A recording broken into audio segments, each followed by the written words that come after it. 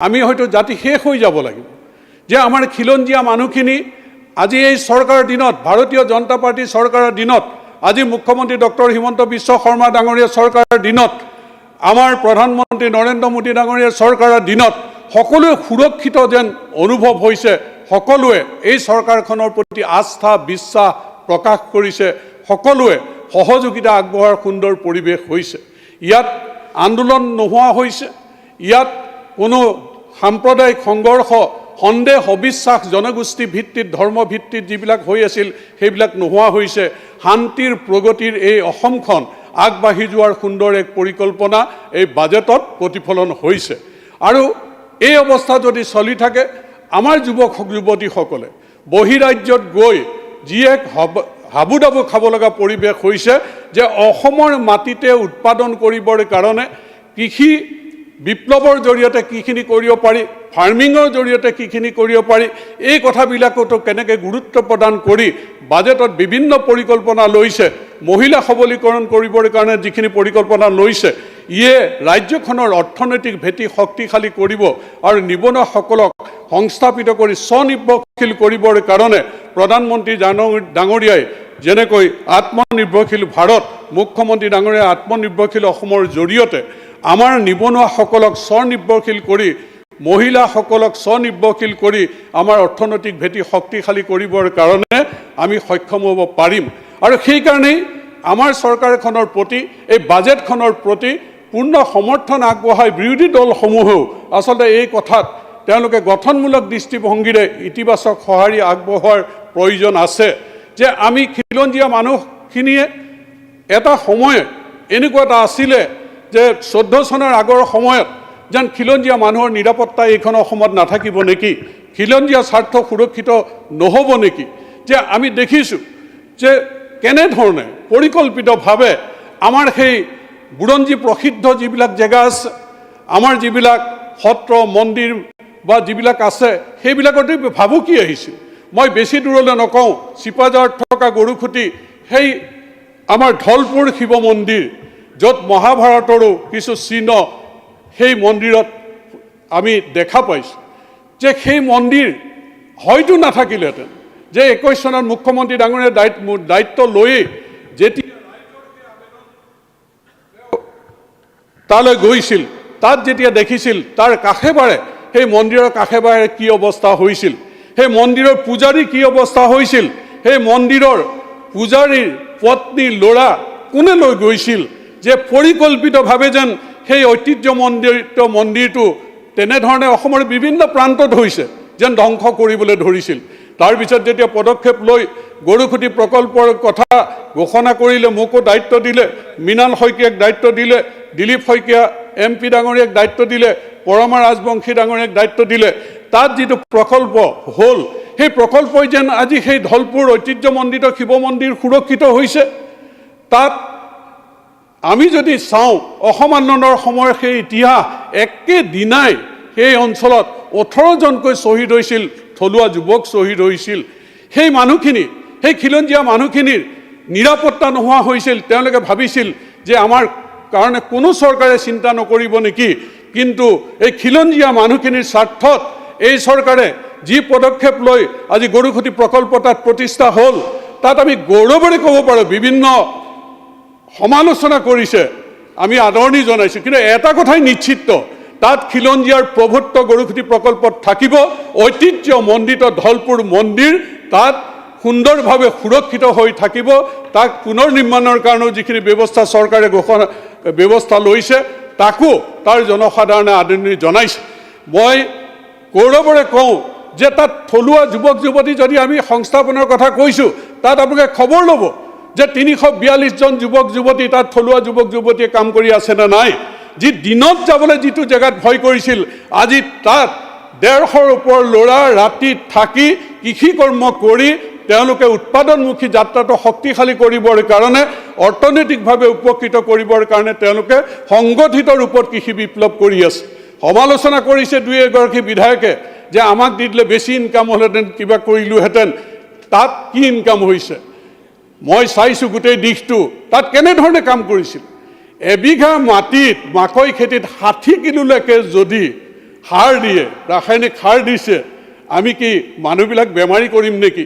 আমি উৎপাদনলৈ চাই পেলাই তাত অতিমাত্ৰা সাৰ প্ৰয়োগ কৰি পেলাই সেই মাটি ধ্বংস কৰিম নেকি? আমি সেই সাৰ নমাই নি 13 কিলোলৈ এতিয়া আনিছোঁ, যি উৎপাদন কৰি আমি অৰ্থনৈতিকভাৱে উপকৃত কৰিবৰ কাৰণে আৰু সেই ল'ৰাক স্বনিৰ্ভৰশীল কৰিবৰ কাৰণে আমি ব্যৱস্থা গ্ৰহণ কৰিছোঁ। সেইকাৰণে যে এই সম্পৰ্কত যিবিলাক নেতিবাচক কথা প্ৰচাৰ কৰে, আপোনালোকে অন্ততঃ গৈ পেলাই মই চাবলৈ অনুৰোধ জনাইছোঁ আচল অৰ্থত তাত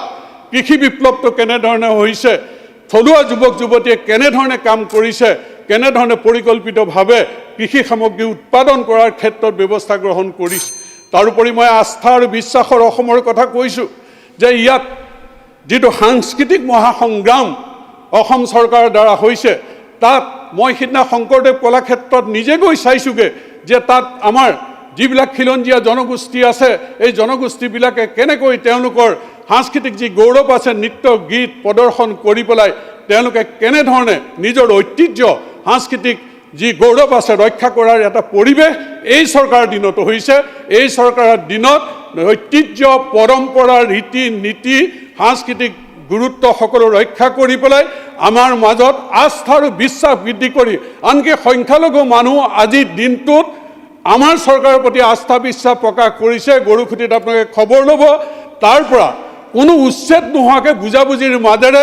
কেনেকৈ দলগাঁও সমষ্টিত মাগুৰমৰা চাপৰিত মই ধন্যবাদ জনাম দলগাঁৱৰ বিধায়কগৰাকীয়েও তেওঁ সহযোগ কৰিছে, তাৰ আমচুৰ ছাত্ৰ সংগঠনেও সহযোগ কৰিছে। তাত এতিয়া এভিকশ্যন নহয়, তাত গুলীবাৰুদ ফুটা নাই, তাত বুজাবুজিৰ মাজেৰে 3200 পৰিয়াল স্থানান্তৰৰ কাম কাজ চলি আছে। ইতিমধ্যে 1200ৰ ওপৰ পৰিয়াল সেই দলগাঁৱলৈ তাত গৈছে। কোনেও এতিয়া উচতাই লাভ নাই, তেওঁলোকেও বুজি পাইছে যে বৰ্তমান চৰকাৰখনে সকলো মানুহৰ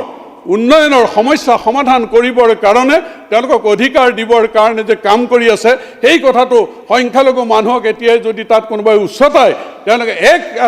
এষাৰে নৎসাত কৰি বৰ্তমান চৰকাৰৰ আহ্বানৰ প্ৰতি সঁহাৰি জনাই তেওঁলোকক যি পঠিওৱাৰ ব্যৱস্থা হৈছে, ট্ৰেক্টৰৰ ব্যৱস্থা কৰা হৈছে, দলগাঁও সমষ্টিত মাটি দিয়াৰ ব্যৱস্থা কৰা হৈছে, তাতো কিন্তু সহযোগ কৰিছে। মই সেইকাৰণে কওঁ আস্থা বিশ্বাস আমাৰ মাজত বাঢ়িছে, শান্তিৰ এক পৰিৱেশ হৈছে, প্ৰগতিৰ এক পৰিৱেশ হৈছে। ইয়াত চৰকাৰটোক সকলোৱে সহযোগ আগবঢ়াই এখন সমৃদ্ধিশালী অসম গঢ়াৰ ক্ষেত্ৰত আমি একেলগে কাম কৰোঁ আহক। আৰু বাজেটখনক মই পূৰ্ণ সমৰ্থন জনাই মই একেষাৰ সামৰিছোঁ। এতিয়া আমাৰ সন্মানীয় সদস্য মনোৰঞ্জন তালুকদাৰ, আপোনাৰ সময় 3.5 মিনিট। হ'ব। মাননীয় অধ্যক্ষ মহোদয়, বাজেটখনক হিতাধিকাৰীৰ বাজেট বুলি কোৱাত ট্ৰেজাৰী বেঞ্চৰ বৰ আপত্তি হৈছে, কিন্তু কথা এটা হৈছে, আনকি দুই এজনে কৈছে যে হিতাধিকাৰী দৰিদ্ৰতা শেষ কৰাৰ যেন একমাত্ৰ পথ, তেওঁলোকে এই ধৰণেও বিবেচনা কৰিছে কাৰণে কথাষাৰত বৰ আপত্তি কৰিছে। কিন্তু অৰ্থনীতিবিদসকলে স্পষ্টভাৱে কৈছে যে হিতাধিকাৰী নিশ্চিতভাৱে প্ৰয়োজন আছে, কিন্তু দৰিদ্ৰতা নিৰ্মূল কৰাৰ কাৰণে হিতাধিকাৰীয়ে একমাত্ৰ পথ বা এই ব্যৱস্থাটো অতিমাত্ৰা পৰ্যায়লৈকে লৈ গ'লে কেনেকৈ অৰ্থনীতিৰ ক্ষতি হ'ব, এই সম্পৰ্কত সকিয়নি বাণী বহুত পৰিমাণে আহিছে। আৰু সেই বাণীৰ প্ৰতি অন্ততঃ মই ট্ৰেজাৰী বেঞ্চৰ সদস্যসকলে দৃষ্টি নিক্ষেপ কৰা উচিত যে হিতাধিকাৰীয়ে চানি ধৰিলে ৰাজ্যৰ অৰ্থনীতি আগবাঢ়ি যাব, এই কথাটোত মই বিশ্বাস নকৰোঁ। আৰু তেওঁলোকেও নিশ্চিতভাৱে বহু অৰ্থনীতিবিদৰ ব্যাখ্যা শুনিলে তেওঁলোকেও বিশ্বাস নকৰিব। আমাৰ বাজেটখনত এতিয়া আমাৰ কেপিটেল এক্সপেণ্ডিচাৰ 33,798.76 কৰোৰ টকা ধাৰ্য কৰিছে। এটা কথা ভৰত তৰহি উত্থাপন কৰিছে যে কেপিটেল এক্সপেণ্ডিচাৰ আমি ধাৰ্য যিটো কৰোঁ,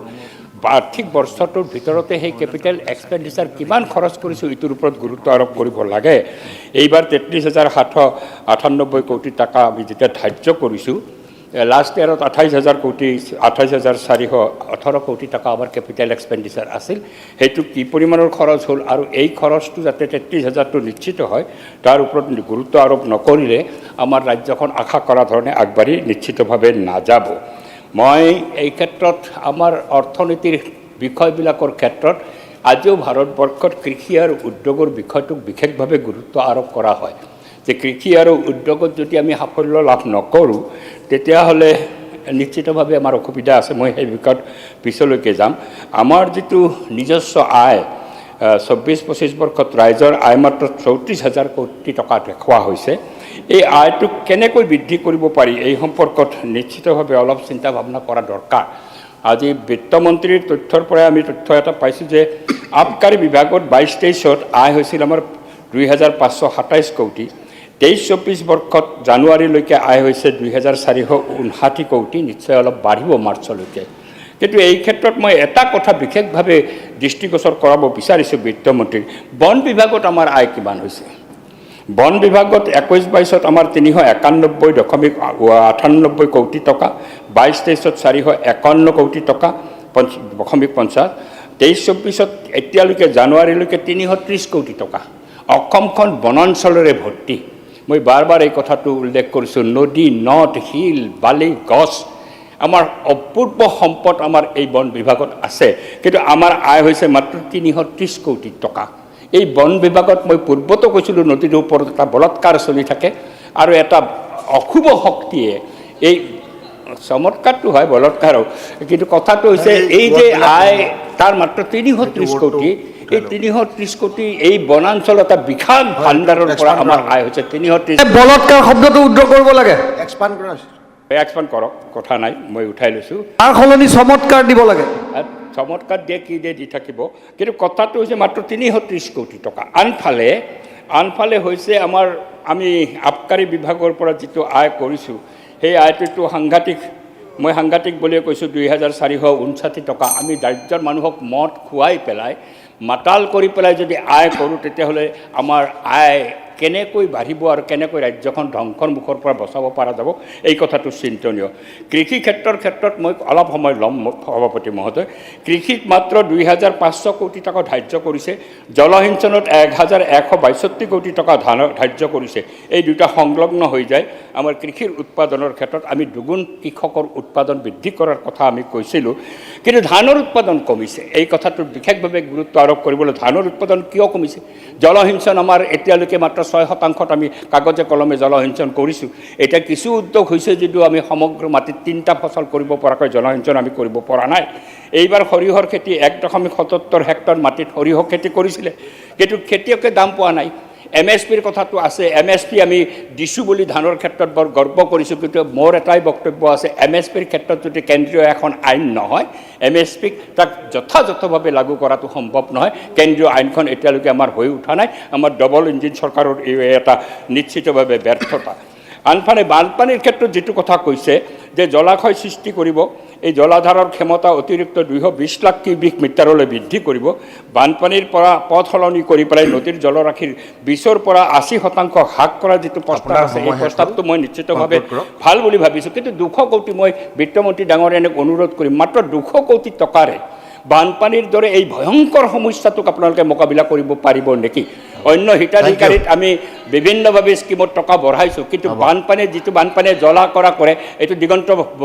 দিগন্তৰ কথা হ'ব পাৰে দিগন্ত কলিতা এইটো অসমৰ মানুহৰ কথা নহয় বানপানীয়ে আমাক জ্বলা কলা কৰিছে মাত্ৰ 200 কোটি টকা 200 কোটি টকাৰে বানপানীৰ দৰে সমস্যা নিশ্চয় সমাধান কৰিব নোৱাৰে এক পইণ্টটো মই কৈছোঁ 5,000 মডেল AWC নিৰ্মাণৰ প্ৰস্তাৱক আদৰণি জনাইছোঁ কিন্তু কৰ্মী সহায়িকা তেওঁলোকৰ ৰেকৰ্ডত নাথাকিব বৃদ্ধি কৰাৰ কথাটো নিশ্চিতভাৱে বিবেচনা কৰিব নহ'লে এইসকল মানুহৰ ক্ৰন্দনে আমাকো কন্দুৱাব ৰাজপথ তেওঁলোকে মুখৰিত কৰি আছে এই ৰাজপথৰ পৰা তেওঁলোকক যাতে অংগনবাদী কেন্দ্ৰলৈকে নিব পৰা যায় তেওঁলোকৰ মাননি বৃদ্ধি কৰিব বুলি মই অনুৰোধ কৰি বৰ বক্তব্য সামৰণি মাৰিছোঁ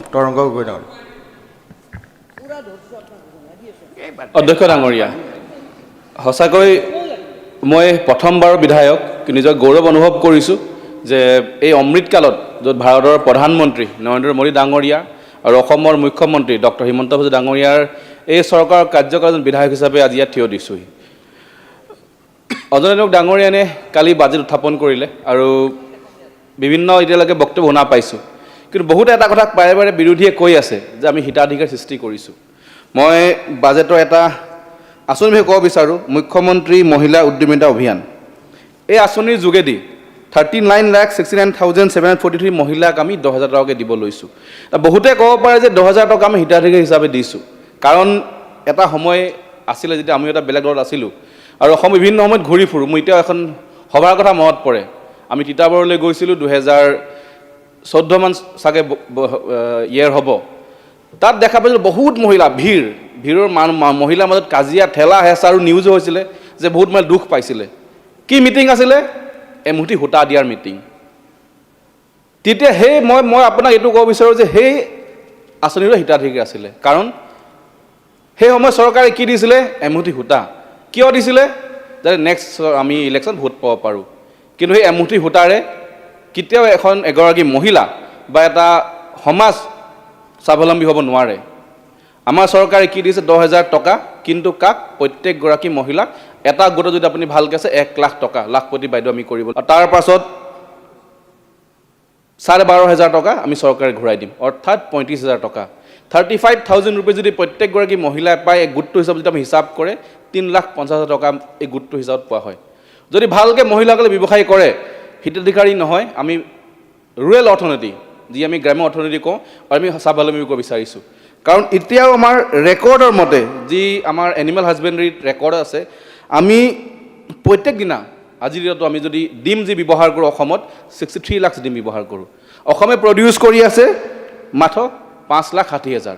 অৰ্থাৎ 58 লাখ ডিম এতিয়াও বাহিৰৰ পৰা আমি আনি আছোঁ যদি সেইসকল মহিলাই ভালকৈ লেয়াৰ মুৰ্গী ফাৰ্ম কৰে যদি এই কণীৰ ব্যৱসায়টো ভাল ডিমৰ ব্যৱসায়টো ভালকৈ কৰে মই ভাবোঁ আগন্তুক সময়ত অসমে নিজৰ ভৰিত থিয় দিব পাৰিব যিধৰণে আমাৰ চৰকাৰে বিগত সময়ত ফিচাৰীত কাম কৰিছিলে আৰু আমি অসমত আগতে শুনা পাওঁ যে অন্ধ্ৰপ্ৰদেশৰ মাছ আহে ফৰ্মেলিন মাছ আহে কিন্তু ৰেকৰ্ডৰ মতে এতিয়া অকল 20,000 মেট্ৰিক টনহে মাছ বাহিৰৰ পৰা আহি আছে আমি প্ৰায় অসমে আগৰ সেই মাছৰ কাম সম্পূৰ্ণ কৰিব পাৰিছোঁ সেইধৰণে গাখীৰ যদি আমি কওঁ এতিয়াও 2,712 মিলিয়ন লিটাৰ আমাক লাগে আমি প্ৰডিউচ কৰি আছোঁ 1,070 মিলিয়ন লিটাৰ অৰ্থাৎ এইসকল মহিলাই যদি ভাল কৰি কাম কৰে মই ভাবোঁ আগন্তুক সময়ত যি অকল হিতাধিকাৰ সৃষ্টিয়ে নহয় এই আমাৰ ৰুৰেল ইকনমি বা আমি এই 1 লাখ চাকৰি দিয়াৰ পাছতো বহুত পৰিয়াল এতিয়াও চাকৰি পাব নোৱাৰে কাৰণ ইমান চাকৰিয়ে নাই কিন্তু এই আঁচনিৰ যোগেদি প্ৰত্যেক ঘৰ পৰিয়াল প্ৰত্যেক ঘৰ মহিলা প্ৰায় 40 লাখ মহিলাৰ 40 লাখটা ঘৰ বহু স্বাৱলম্বী হ'ব পাৰিব আৰু এই স্বাৱলম্বীৰ লগতে আমাৰ ইকনমিক গ্ৰ'থ লৈ আহিব মই বিত্তমন্ত্ৰী ডাঙৰীক ধন্যবাদ জনাওঁ যে আজিৰ পৰা কিছুদিনৰ আগতে এই ফৰ্মটো বিতৰণ কৰা হৈছিল আমি বিধায়কসকলে পৰাপক্ষত প্ৰত্যেক পঞ্চায়তলৈ গৈছিলোঁ মোৰ নাহৰকটী সমষ্টিৰ অন্তৰ্গত প্ৰায় 8টা পঞ্চায়ত গ'লৰ মহিলাসকল খুব সুখী মহিলাসকলে কৈছে যে আমি আগতেও এনেকুৱা ধৰণৰ সূতা পাইছিলোঁ আমি আগৰ ধৰণে 500 টকা পাওঁ কাৰণ 5,000 টকা দিয়া হৈছিলে কিন্তু আজি এই পইচাৰ যোগেদি আমি নিজকে স্বাৱলম্বী কৰিব পাৰিম কিন্তু যেতিয়া নেক্সট ডে ৰাতিপুৱা ঘৰত বহি আছিলোঁ এগাল মহিলা মোৰ ঘৰলৈ আহিছে সেইসকল মহিলাৰ কিন্তু সুখ নাছিলে সেইসকল মহিলাই মোক খুব দুখ প্ৰকাশ কৰিছে আমি কি ভুল কৰিলোঁ যে আমি বাদ পৰি গ'ল আঁচনিটোৰ পৰা মই কথা কৈছোঁ আপোনাৰ আৰবান এৰিয়াৰ প্ৰায় 2.5 লাখ মহিলা যিসকলে সেই সময়ত ভাবি পোৱা নাছিলে এই ৰুৰেলক আঁচনি দিয়া হ'ল মোৰ ঘৰত প্ৰায় 200-300 গৰাকী মহিলা মোৰ নাহৰকটী টাউন কমিটিৰ অন্তৰ্গত যে আমি আঁচনি নাপাম নেকি কিন্তু বিত্তমন্ত্ৰী ডাঙৰীয়াক ধন্যবাদ জনাওঁ আজি বিত্তমন্ত্ৰী ডাঙৰীয়ানীয়ে এই বাজেটত আৰবান এৰিয়া মহিলাসকলৰ কাৰণে উদ্যমিতা আঁচনি ঘোষণা কৰিলে এই আঁচনিৰ যোগেদি আৰবান এৰিয়াৰ মহিলাসকলেও এতিয়া স্বাৱলম্বীত কাম কৰিব পাৰিব অধ্যক্ষ ডাঙৰীয়া বিধায়কৰ লগতে মুখ্যমন্ত্ৰী ডাঙৰীয়াই মোক দায়িত্ব দিছিলে as a chairman Assam state youth commission আৰু বিত্তমন্ত্ৰী ডাঙৰীয়াই কালি বাজেট ঘোষণা কৰিছে আমি কেনেকৈ স্পৰ্টছ এণ্ড ইউথ ৱেলফেয়াৰ ডিপাৰ্টমেণ্টৰ যোগেদি অসমৰ ভৱিষ্যত প্ৰজন্ম আমাৰ ছায়েন্স ষ্ট্ৰীমৰ ছাত্ৰ ছাত্ৰীৰ কাৰণে মেডিকেল ইঞ্জিনিয়াৰিং কোচিং আৰম্ভ কৰিছোঁ বিভিন্ন সময়ত আমি নিউজ দেখা পাওঁ বিভিন্ন সময়ত আমি বাতৰি পাওঁ যে বিভিন্ন প্ৰতিষ্ঠানে মেডিকেল ইঞ্জিনিয়াৰিং কোচিং ষ্টাৰ্ট কৰিছে কিন্তু চৰকাৰে একো কৰা নাই মই সদনৰ জৰিয়তে সমগ্ৰ অসমবাসীক জনাব বিচাৰোঁ যে আমি যোৱা বছৰৰ পৰা আছাম ইউথ কমিশ্যনৰ যোগেদি আমি মেডিকেল ইঞ্জিনিয়াৰিং কোচিং ষ্টাৰ্ট কৰিছোঁ আৰু ডিব্ৰুগড় ইতিমধ্যে আমি টেণ্ডাৰ কৰি এলেন কোচিং ইনষ্টিটিউটক আমি তাৰ দায়িত্ব দিছিলোঁ আৰু ইতিমধ্যে এতিয়া 565 ষ্টুডেণ্ট তাত পঢ়ি আছে আৰু তাৰ মেডিকেল 417জনে পঢ়ি আছে আৰু ইঞ্জিনিয়াৰিং 148 অৰ্থাৎ 565 ইন ডিব্ৰুগড় আৰু ছেকেণ্ড আমাৰ আছিল তেজপুৰত যি CSL এজেঞ্চিক আমি দিছিলোঁ তাত আছে 106 গৰাকী ষ্টুডেণ্ট তো মেডিকেল পঢ়ি 64 আৰু ইঞ্জিনিয়াৰিং 42 এই দুইটা ইনষ্টিটিউটত আমি ডিব্ৰুগড়ত প্ৰায় খৰচা কৰি চৰকাৰে 6,21 লাখ টকা আৰু তেজপুৰত 1,11 লাখ টকা মানে চৰকাৰ ইতিমধ্যে 7,23 লাখ টকা এই মেডিকেল ইঞ্জিনিয়াৰিং কোচিঙত আৰম্ভ কৰিছে মই আপোনাক জনাব বিচাৰোঁ যে ভৱিষ্যত প্ৰজন্মৰ যি আমাৰ দুখীয়া ছাত্ৰ ছাত্ৰী যিসকলে দামী কোচিং চেণ্টাৰত যাব নোৱাৰে কাৰণ প্ৰায় চেণ্টাৰবিলাকত 1.5-2 লাখ ফিজ হয় কিন্তু আমি 100% ফ্ৰী স্কলাৰশ্বিপো দিছোঁ যিসকল ছাত্ৰ ছাত্ৰীয়ে নিজকে পঢ়াত ভাল মেধাৱী কিন্তু তেখেতলোকে অৰ্থনৈতিক ক্ষেত্ৰত মেডিকেল বা ইঞ্জিনিয়াৰিং কোচিঙৰ এডমিশ্যন ল'ব নোৱাৰে তেখেতলোকক আমি এই সুবিধা দিছিলোঁ কিন্তু মই বিত্তমন্ত্ৰী ডাঙৰীয়াক ধন্যবাদ জনাওঁ যে এই দুখনৰ লগতে অসমত আৰু 5টা চেণ্টাৰ আমি গঢ়িবলৈ গৈ আছোঁ সেই জেগাকেইটা হৈছে লখিমপুৰ নলবাৰী বঙাইগাঁও যোৰহাট আৰু কাছাৰ মই ভাবোঁ এই 5টা জেগাত নতুনকৈ চেণ্টাৰ 5টা হ'ব গোটেই অসমত আমি প্ৰত্যেক বছৰে প্ৰায় 1500 ছাত্ৰ ছাত্ৰীক মেডিকেল আৰু ইঞ্জিনিয়াৰিং কোচিঙৰ কাৰণে আমি ট্ৰেইন আপ কৰিম তেখেতলোকে যে নিজৰ ভৰিত থিয় দিব পাৰে তেখেতলোকে ভালকৈ পৰীক্ষা দি নিজেই ডক্টৰ ইঞ্জিনিয়াৰ হ'ব পাৰে মই সদনক জনাব বিচাৰোঁ যে আজিৰ ডেটত আজি ৰিজাল্ট ডিক্লেয়াৰ কৰিছে আমাৰ ডিব্ৰুগড় চেণ্টাৰৰ পৰা 53 এপিয়াৰ কৰিছিলে JEE ইঞ্জিনিয়াৰিং এক্সামছত আৰু তাৰে 29টা ছাত্ৰ ছাত্ৰী আজি ক্লিয়াৰ কৰিছে আমি প্ৰথম বছৰ আমাৰ বেছি দিন হোৱা নাই 1 বছৰ হৈছে কিন্তু আমি 1 বছৰতেই প্ৰায় 50% এব আমি এচিভ কৰিছোঁ আৰু এইসকলে এতিয়া IIT এণ্ট্ৰেঞ্চ দিব মই বিত্তমন্ত্ৰীক ধন্যবাদ জনাওঁ যে এই ধৰণে আমাক পুঁজি দিয়াৰ কাৰণে আমি ইতিমধ্যে টেণ্ডাৰ কৰা হৈছে আৰু ফাৰ্ষ্ট ফেজত আমি 3টা টেণ্ডাৰ কৰিছোঁ আমি নলবাৰী যোৰহাট আৰু কাছাৰ টেণ্ডাৰ ইতিমধ্যে ফ্লোট হৈ আছে আৰু আশা কৰোঁ আগন্তুক সময়ত ভাল ধৰণে আমাৰ ছাত্ৰ ছাত্ৰীৰ সুবিধা পাব অধ্যক্ষ ডাঙৰীয়া স্পৰ্টছ এণ্ড ইউথ ৱেলফেয়াৰ এটা আঁচনি খেল মহাৰণ আমি সকলোৱে গম পাওঁ মুখ্যমন্ত্ৰী ডাঙৰীয়াই প্ৰধানমন্ত্ৰী ডাঙৰীয়াৰ যি ইচ্ছা আছিলে অসমত খেল মহাৰণ হ'ব লাগে যাতে আমাৰ গাঁৱত লুকাই থকা প্ৰতিভা সকলোৱে সুবিধা পায় আৰু সেই খেল মহাৰণৰ জৰিয়তে প্ৰায় 27,26,187 জন খেলুৱৈ পাৰ্টিচিপেট কৰিছে আৰু তাৰ লগতে 1,28,000 আমি এক্সেলেণ্ট প্লেয়াৰ চিলেক্ট কৰিছোঁ মই ভাবোঁ এই অকল 1,28,000 আমি ভালকৈ ট্ৰেইন আপ কৰিলে যিসকল আমি তলৰ পৰা উলিয়াই আনিছোঁ ভৱিষ্যত সময়ত তেখেতলোকক ভাল প্লেয়াৰ আমি সৃষ্টি কৰিব পাৰিম মই বিত্তমন্ত্ৰী ডাঙৰীয়াক ধন্যবাদ জনাওঁ যে যোৱা বছৰৰ পৰা আমি যেতিয়া আৰম্ভ কৰিছিলোঁ স্পৰ্টছমেনক চাকৰি দিয়া যোৱা গুজৰাট নেশ্যনেল গেমছৰ পৰা 10জন চাকৰি পাইছিলে আৰু এই যি নেশ্যনেল গেমছ গোৱাত হৈ গ'ল আমি অসমত 67 জন ব্যক্তিক চাকৰি দিব সক্ষম হৈছোঁ এইসকল যে আমি চাকৰি দিওঁ আমাৰ খেলুৱৈসকল উৎসাহ পালে ভাল খেল দেখুৱাই অসমে খেলিবলৈ সাহস পায় মই সেইকাৰণে ভাবোঁ যে বিৰোধীয়ে কৈছে যে এই বাজেট একো নাই মই এই বাজেট খেলৰ পৰা লৈ হিতাধিকাৰী অকল নহয় ৰুৰেল ইকনমিক স্বাৱলম্বী কৰিবৰ কাৰণে আঁচনি আহিছে মই আশা কৰোঁ যাতে এই বাজেটৰ ভালকৈ ৰূপায়ণ হ'ব আৰু আমাৰ অসমখন আগুৱাই যাব ধন্যবাদ থ্যাংক ইউ এতিয়া মাননীয় সদস্য উৎপল বৰা নাই নেকি তেতিয়াহ'লে আব্দুৰ ৰহিম আহমেদ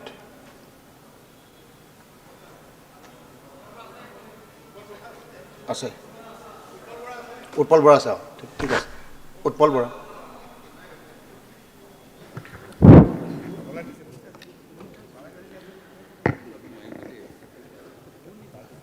মাননীয় উপাধ্যক্ষ ডাঙৰীয়া আজি বাজেট বক্তব্যৰ ওপৰত আমাৰ সন্মানীয় বিত্তমন্ত্ৰী ডাঙৰীয়ানীয়ে যোৱাকালি যি বাজেট অসমৰ মাননীয় মুখ্যমন্ত্ৰী ডক্টৰ হিমন্ত বিশ্ব শৰ্মা ডাঙৰীয়াৰ নেতৃত্বত চৰকাৰখন আৰু চৰকাৰে আগন্তুক দিনত এই এবছৰৰ কাৰণে যি বাজেট বক্তব্য ৰাখিছিল সেই বক্তব্যৰ ওপৰত মই বিত্তমন্ত্ৰী ডাঙৰীয়ানীক বিশেষভাৱে ধন্যবাদ জ্ঞাপন কৰিছোঁ যিখন বাজেটৰ জৰিয়তে আগন্তুক দিনত অসমৰ সৰ্বস্তৰৰ জনসাধাৰণক স্পৰ্শ কৰিব পৰাকৈ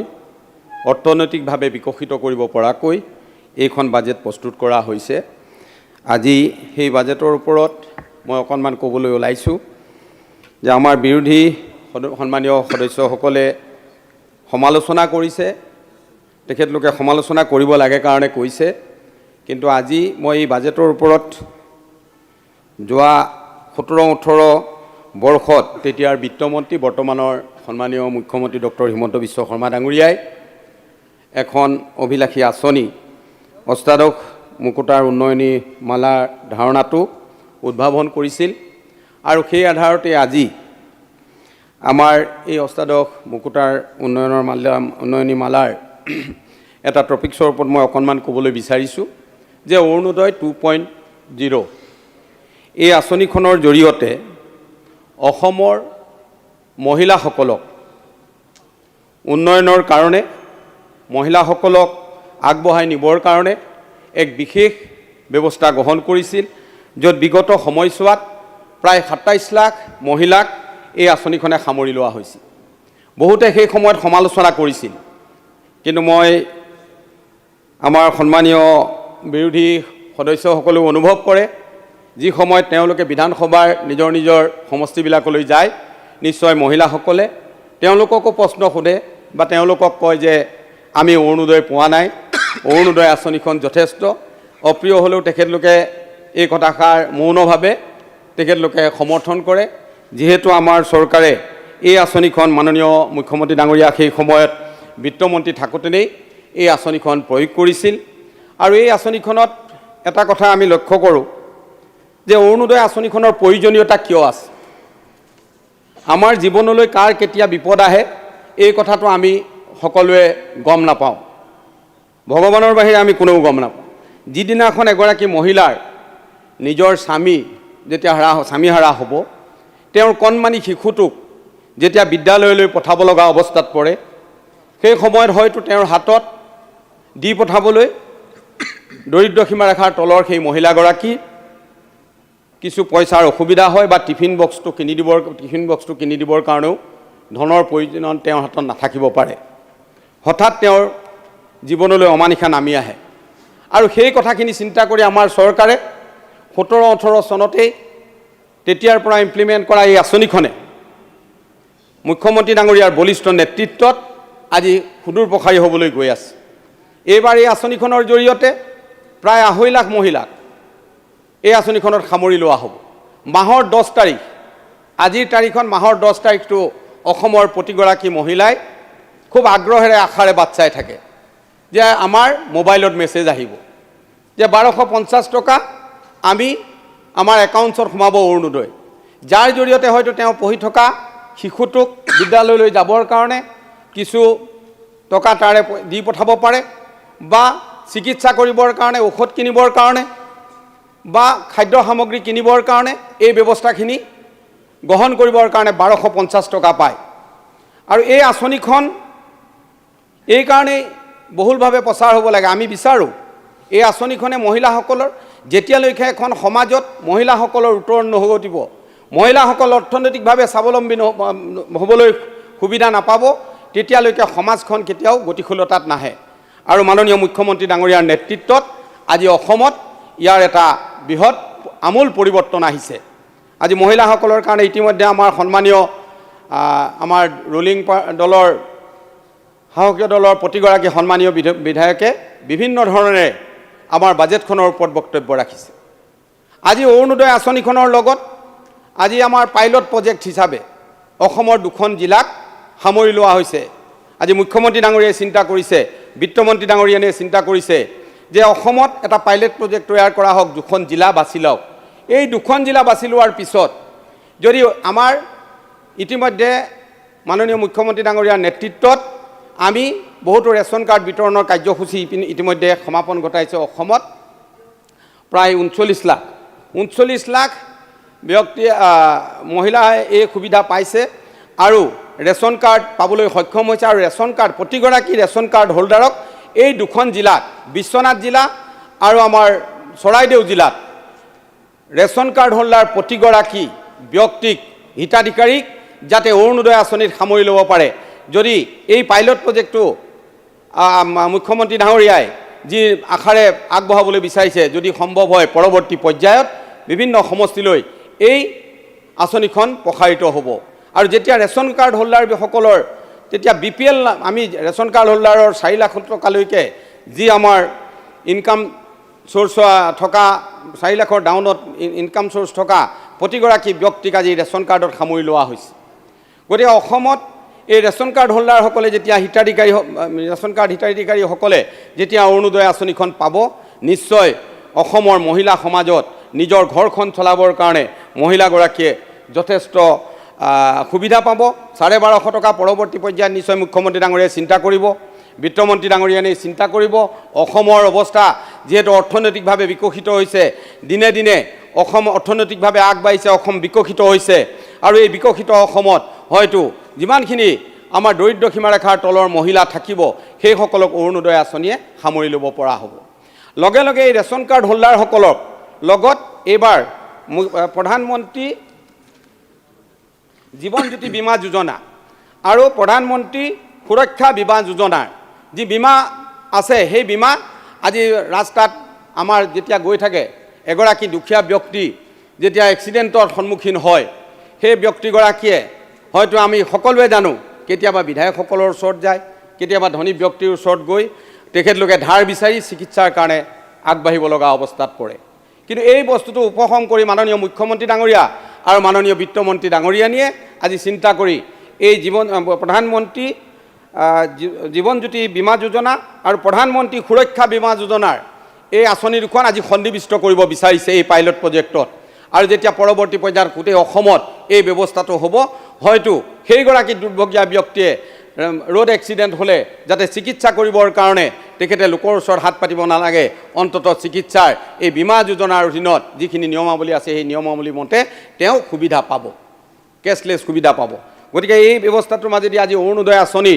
আজি অসমত এক আলোড়নৰ সৃষ্টি কৰিছে। ই হিতাধিকাৰী সৃষ্টি কৰা নাই। বহুত ব্যক্তি আমাৰ বিৰোধী সন্মানীয় সদস্যসকলে কয় যে হিতাধিকাৰী সৃষ্টিৰ কাৰণে অৰুণোদয় কৰিছে। মোৰ সন্মানীয় আমাৰ শাসকীয় দলৰ বিধায়কসকলে কৈছে যে আজি এই বাজেটখনত হিতাধিকাৰী সৃষ্টি কৰিবৰ কাৰণে আচলতে চেষ্টা কৰা নাই মাননীয় মুখ্যমন্ত্ৰী ডাঙৰীয়াৰ বলিষ্ঠ নেতৃত্বত আৰু বিত্তমন্ত্ৰী ডাঙৰীয়াৰ সুপৰিচালনাৰে আজি যিখন বাজেট তৈয়াৰ কৰা হৈছে এই বাজেটখনে অসমৰ সৰ্বাংগীন উন্নতিৰ ক্ষেত্ৰত বিশেষ গুৰুত্ব আৰোপ কৰিছে, যি সৰ্বস্তৰৰ সকলো স্তৰৰ ব্যক্তিক স্পৰ্শ কৰাৰ কাৰণে চেষ্টা কৰিছে। আজি সমাজখনক শিক্ষাৰ ক্ষেত্ৰত আগবঢ়াই লৈ যাবৰ কাৰণে, ক্ৰীড়াৰ ক্ষেত্ৰত আগবঢ়াই লৈ যাবৰ কাৰণে, সাংস্কৃতিক দিশত আগবঢ়াই লৈ যাবৰ কাৰণে আৰু বিভিন্ন সমাজখনক আগবঢ়াই লোৱাৰ যি সমাজক গতিশীলতা প্ৰদান কৰিবৰ কাৰণে যিখিনি স্তম্ভৰ প্ৰয়োজন সেই গোটেইখিনি স্তম্ভক আজি এই বাজেটখনে আজি সামৰি ল'ব বিচাৰিছে। মই বিশেষভাৱে মাননীয় মুখ্যমন্ত্ৰী ডাঙৰীয়া আৰু বিত্তমন্ত্ৰী ডাঙৰীয়ানীক মই ধন্যবাদ দিব বিচাৰিছোঁ যে স্বাধীনতাৰ আজি ৭৫ বছৰ অমৃতকাল আমি পালোহি, কিন্তু স্বাধীনতা সংগ্ৰামী কনকলতা বৰুৱাৰ কাৰণে বিশেষ ব্যৱস্থা অসমৰ কোনো চৰকাৰে কৰা নাছিল। কিন্তু আজি অসমৰ মাননীয় ডক্টৰ হিমন্ত বিশ্ব শৰ্মা ডাঙৰীয়াৰ নেতৃত্বৰ চৰকাৰখনে আজি উত্তৰ পাৰৰ অসমৰ উত্তৰ পাৰত এক উচ্চস্তৰীয় শিক্ষানুষ্ঠান নিৰ্মাণ কৰিবৰ কাৰণে ব্যৱস্থা গ্ৰহণ কৰিছে। কনকলতা বৰুৱা বিশ্ববিদ্যালয় নিৰ্মাণ কৰিবৰ কাৰণে ব্যৱস্থা গ্ৰহণ কৰিছে, যাৰ জৰিয়তে কনকলতা বৰুৱাক সন্মান জনোৱাই নহয় উত্তৰ পাৰৰ ৰাইজক আজি শিক্ষাৰ ক্ষেত্ৰত এক উচ্চস্তৰীয় শিক্ষানুষ্ঠান দিয়াৰ কাৰণে মই মুখ্যমন্ত্ৰী ডাঙৰীয়া আৰু বিত্তমন্ত্ৰী ডাঙৰীয়ানীক বিশেষভাৱে ধন্যবাদ জনাইছোঁ। লগতে আজি সাংস্কৃতিক দিশত বিশেষভাৱে আগবঢ়া সকলো ব্যক্তিৰ নামত ডক্টৰ ভূপেন হাজৰিকা, জয়ন্ত হাজৰিকা বা আমাৰ বিষ্ণুপ্ৰসাদ ৰাভা, জ্যোতিপ্ৰসাদৰ কাৰণে যি সংগীত সন্ধিয়াৰ ব্যৱস্থা গ্ৰহণ কৰিছে সাংস্কৃতিক দিশত এক আলোড়নৰ সৃষ্টি কৰিব।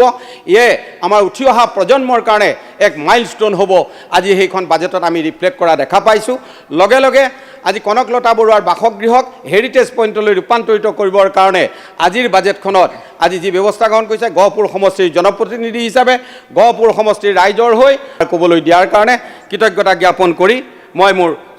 বাজেটৰ ওপৰত ধন্যবাদসূচক বক্তব্য সামৰণি মাৰিছোঁ। ধন্যবাদ। মাননীয় সদস্য আব্দুৰ ৰহিম আহমেদ। মাননীয় উপাধ্যক্ষ মহোদয়, আমাৰ ট্ৰেজাৰী বেঞ্চৰ আপত্তি থাকিলেও বাজেটখন যে সম্পূৰ্ণৰূপে হিতাধিকাৰীমুখী বাজেট সেই কথাটো আমি ক'ব লাগিব। আৰু উন্নয়নৰ যদি একমাত্ৰ মাপকাঠি হিতাধিকাৰী সৃষ্টি কৰাই হয় তেনেহ'লে মই ভাবোঁ এইটো আজিৰ দিনত আটাইতকৈ খণ্ডত যদি বৈজ্ঞানিকভাৱে আমি যদি দৃষ্টি নিদিওঁ, আমি হাৰিয়ানা পাঞ্জাবৰ দৰে আজি আমাৰ যথেষ্ট সম্ভাৱনা থকাৰ পিছতো আমাৰ যিখিনি ধান লাগে, চাউল লাগে সেইখিনিও আমি বহুত ৰাজ্যৰ পৰা আমি আমদানি কৰিব লগা হয়। আমাৰ নিজৰ খাদ্য সামগ্ৰীখিনি আমি উৎপাদন কৰিবলৈ সক্ষম নহওঁ। আজি আমেৰিকা, ইংলেণ্ডত 3% মানুহ মাত্ৰ কৃষি ক্ষেত্ৰত নিয়োজিত থাকে। তেওঁলোকৰ সম্পূৰ্ণ লগা খাদ্য সামগ্ৰীখিনি উৎপাদন কৰাৰ পিছতো বাকীখিনি তেওঁলোকে ৰপ্তানি কৰিবলৈ সক্ষম হয়। কিন্তু আমি আমাৰ কৃষি ক্ষেত্ৰত আমি উল্লেখযোগ্য আমাৰ সম্ভাৱনা থকাৰ পিছতো আমাৰ চৰকাৰে খুব হৈ আছে। গতিকে মই ভাবোঁ এইটো চৰকাৰৰ এটা ব্যৰ্থতা। দ্বিতীয়তে বাজেটত নিবনুৱাক সংস্থাপন কৰিবলৈ উদ্যোগীকৰণৰ কোনো ব্যৱস্থাৰ কথা বিশদভাৱে নাই। উদ্যোগ নিৰ্মাণৰ কোনো লক্ষ্য চৰকাৰৰ হাতত আমি দেখিবলৈ পোৱা নাই। ইয়াতে বাৰে বাৰে কোৱা হয় যে আমাৰ যিখিনি লোন লোৱাৰ ক্ষমতা আছে, অৰ্থাৎ GDP 32% তলত যিটো লোন ল'ব লাগে, সেই ক্ৰাইটেৰিয়াটো মানি লৈ আমাৰ চৰকাৰে লোন লৈ আছে। মাৰ্চলৈকে আমাৰ যোৱা মাৰ্চলৈকে প্ৰায় 1,09,000 কোটি টকা লোন ইতিমধ্যে লোৱা হৈছে এইখন চৰকাৰে, আৰু বৰ্তমান কিজানি 1.5 লাখ কোটি টকা হ'বই। 1,43,000 কোটি টকাৰ বাজেট, আৰু কোৱা হয় যে আমাৰ চৰকাৰৰ সময়তো লোন আছিল। হয় আছিল, আমি অস্বীকাৰ কৰা নাই, কিন্তু আমাৰ লোন কিমান আছিল? আমাৰ প্ৰয়াত মুখ্যমন্ত্ৰী তৰুণ গগৈ ডাঙৰীয়াৰ চৰকাৰ চলি থকা সময়ত 72,000 কোটি টকাৰ বাজেটৰ সময়ত আমাৰ মাত্ৰ 35,000 কোটি টকা লোন আছিলে, আৰু বৰ্তমান বাজেট আৰু লোনৰ পৰিমাণ সমান। গতিকে আমাৰ তেতিয়া আধাখিনি আছিল লোনৰ ওপৰত নিৰ্ভৰশীল। গতিকে এই ধৰণে লোন লৈ থাকিলে এটা সময়ত আমাৰ অৰ্থনৈতিক ব্যৱস্থাটো সম্পূৰ্ণৰূপে ভাঙি পৰিব বুলি আমি ক'ব খোজোঁ। উপাধ্যক্ষ ডাঙৰীয়া, আজি শিক্ষা খণ্ডত যথেষ্টখিনি কাম কৰিব লগা আছিল বুলি মই ভাবোঁ। আমাৰ আন্তঃগাঁথনি উন্নয়নৰ কাৰণে 322খন বিদ্যালয়ত আমাৰ বাছনি কৰিছে। তাত আমাৰ 2,369 কোটি টকা ধাৰ্য কৰিছে। আপোনালোকে জানে যে এমালগেশ্যন কৰাৰ পিছত, স্কুলসমূহ একত্ৰীকৰণ কৰাৰ পিছত আৰু বহু দীৰ্ঘদিনীয়া স্কুল বিল্ডিং থকাৰ কাৰণে আমাৰ প্ৰায়বিলাক বিদ্যালয়তে এতিয়া আমাৰ আন্তঃগাঁথনিৰ যথেষ্ট অভাৱ হয়। ইয়াতে কিছু এডিশ্যনেল ক্লাছৰুম যেতিয়ালৈকে পৰ্যাপ্ত কৰা নহ'ব, তেতিয়ালৈকে ছাত্ৰ ছাত্ৰীসকলে ভাল শিক্ষাৰ পৰিৱেশ নাপায়। আজি উদাহৰণস্বৰূপে আমাৰ বৰপেটা সদৰ সমষ্টিৰ কথা যদি মই কওঁ, মই ক'ব পাৰোঁ ডাঠি আমাৰ প্ৰাথমিক বিদ্যালয়ৰ more than 50%ৰ অতি পয়া লগা জুৰুলা অৱস্থা। গতিকে এইবিলাক কেৱল এডিশ্যনেল 1-2টা শ্ৰেণীকোঠা দিলেই শিক্ষা ক্ষেত্ৰত সাংঘাতিক ধৰণে পৰিৱৰ্তন হ'ব বুলি আমি ক'ব নোৱাৰোঁ। গতিকে এই ক্ষেত্ৰত চৰকাৰে দৃষ্টিগোচৰ দিয়া আমাৰ পৰিলক্ষিত নহ'ল। ইতিমধ্যে কোৱা হৈছিলে আমাৰ শাসক পক্ষৰ পৰা মীন বিভাগ, আজি ভূমিহীন মানুহক ভূমি প্ৰদান কৰাৰ কথা, আজি গৰাখহনীয়াৰ কবলত যিসকলে আজি ঘৰ বাৰী হেৰুৱাই তেওঁলোকক গৰাখহনীয়া পীড়িত মানুহখিনিক নতুনকৈ সংস্থাপন কৰাৰ কথা চৰকাৰে বাৰে বাৰে, আমিও দাবী উত্থাপন কৰোঁ, চৰকাৰে বাৰে বাৰে এইবিলাক প্ৰতিশ্ৰুতি দিয়ে, কিন্তু বাজেটত এইবিলাক কোনো ধৰণৰ কাম কৰাৰ ইংগিত কিন্তু ইয়াতে ফুটি নুঠিলে। আজি গৰুখুঁটিৰ উচ্ছেদৰ কথা কৈছে, মই এতিয়াও ডাঠি ক'ব পাৰোঁ যে গৰুখুঁটি প্ৰকল্পৰ মাজত যিকেইটা পৰিয়াল আছিলে সেইকেইটাৰ আংশিক মানুহকহে পুনৰ সংস্থাপন দিয়া হ'ল, কিন্তু গৰুখুঁটিৰ বাহিৰত এতিয়াও যথেষ্ট সংখ্যক মানুহ এতিয়াও ৰৈ আছে, তেওঁলোকক কিন্তু পুনৰ সংস্থাপন দিয়া নাই। ঠিক মৰিগাঁও, নগাঁও যিমান ঠাইত উচ্ছেদ হৈছে, গতিকে কোনোবা ভূমিতেই থাকিব, আৰু সকলো মাটি এই চৰকাৰৰ। কাৰণ আমাৰ নিজৰ মেডিপাট্টাৰ মাটি বিক্ৰী কৰিব যাওঁতেও আমি চৰকাৰৰ অনুমতি ল'ব লাগে। গতিকে মই ভাবোঁ এটা দায়িত্বশীল চৰকাৰৰ প্ৰথম দায়িত্ব হৈছে অন্ন বস্ত্ৰ বাসস্থানৰ ব্যৱস্থা কৰি দিয়া, আৰু এই বাসস্থানৰ কাৰণে ভূমিৰ ব্যৱস্থা মই ভাবোঁ চৰকাৰে কৰি দিব লাগিছিল, আৰু এই কামটো চৰকাৰে ইয়াতে বাজেটত উল্লেখ নকৰিলে। 1 মিনিট মই এটা কথা ক'ম যে আজি নিবনুৱাৰ কথা কৈছে, আজি নিবনুৱা সংস্থাপনৰ কথা কৈছে, 1 লাখ চাকৰিৰ কথা কৈছে, ভাল পাইছোঁ। 25 লাখৰ ওপৰত নিবনুৱা, 25 লাখৰ ওপৰত নিবনুৱা। আজি আপোনালোকে কৰ্মসংস্থাপন ঠিক কৰাৰ আগতে যিবিলাক ভেঞ্চাৰ স্কুলত কৰ্মৰত আমাৰ শিক্ষক আছিল, তেওঁলোকৰ আজি লামচাম এটা মাননি তেওঁলোকক দিয়া হয়, তেওঁলোকক পূৰ্ণ পৰ্যায়ৰ দৰমহাৰ ব্যৱস্থা কৰিব লাগিছিলে। এই ভেঞ্চাৰ স্কুলৰ আধা শিক্ষক লোৱা হ'ল, আধাখিনিক বাদ দিয়া হ'ল। সেইখিনি মানৱীয় দৃষ্টিত তেওঁলোকৰ চাকৰি নিয়মীয়া কৰিব লাগিছিলে, কিন্তু এইবিলাক কথা আজি চৰকাৰে বিবেচনাই বাজেটত কৰা আমাৰ পৰিলক্ষিত নহ'ল। গতিকে ঠিক আছে, ধন্যবাদ। Thank you. মাননীয় সদস্য জয়ন্ত বসুমতাৰী।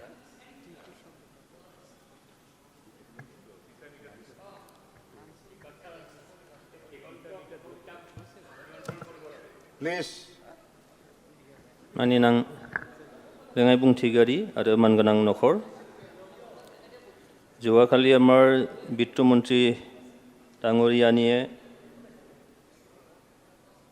যি বাজেট এই সদনত উত্থাপন কৰিলে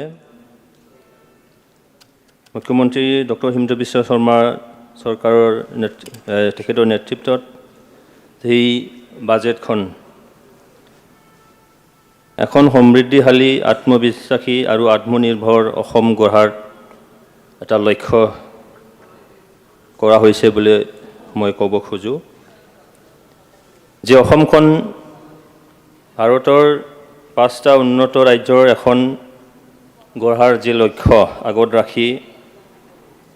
ডক্টৰ হিমন্ত বিশ্ব শৰ্মাৰ নেতৃত্বাধীন এই আমাৰ অসম চৰকাৰে যিখিনি কাম কৰি আছে আৰু ভৱিষ্যতে যিখিনি কৰিবলৈ সিদ্ধান্ত লৈছে লক্ষ্য স্থিৰ কৰিছে এই গোটেইখিনি এই বাজেটত ফুটি উঠিছে বুলি মই ক'ব খোজোঁ যে আমাৰ বিৰোধী পক্ষৰ ফালৰ পৰা হিতাধিকাৰী নিৰ্মাণ কৰা এটা বাজেট বুলি কৈছে কিন্তু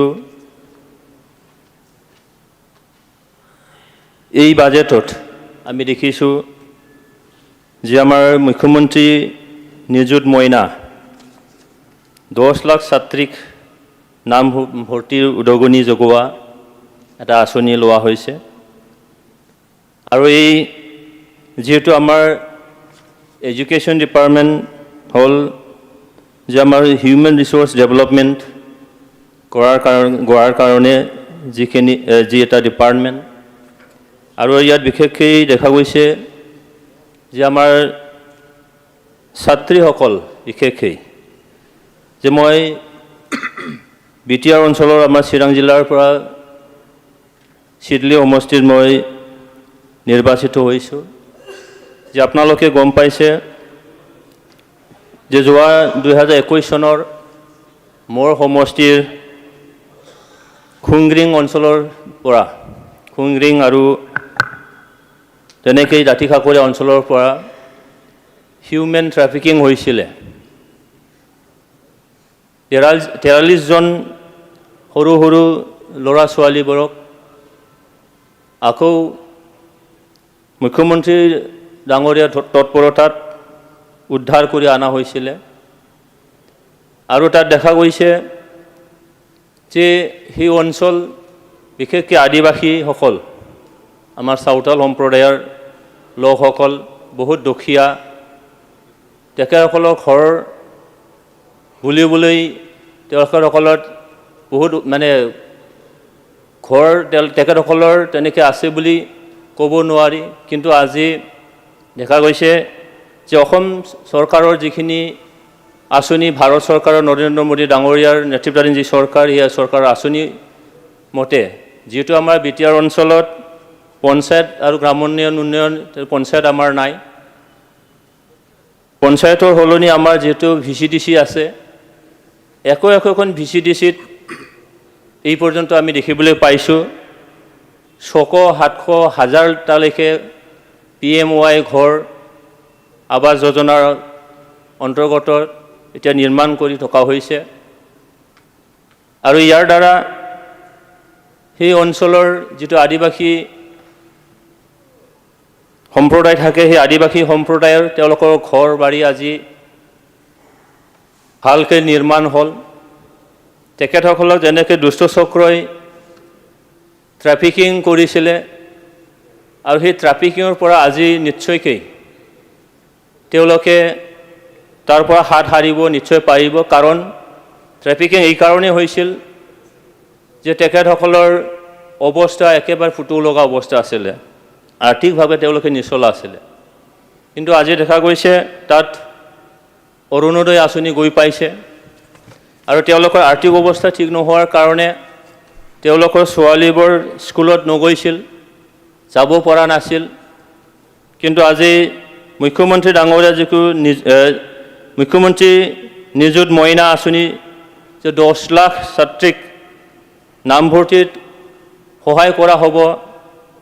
10,000 টকা হায়াৰ ছেকেণ্ডেৰী পঢ়াক ডিগ্ৰী পঢ়াক 12,500 টকাকৈ আৰু পোষ্ট গ্ৰেজুৱেটসকলক 15,000 টকাকৈ দিয়া হ'ব তো ইয়ে নিশ্চয়কৈ বিশেষকৈ তেনেকুৱা অনুন্নত অঞ্চলৰ যিখিনি আমাৰ জনগোষ্ঠী বা তেনেকৈ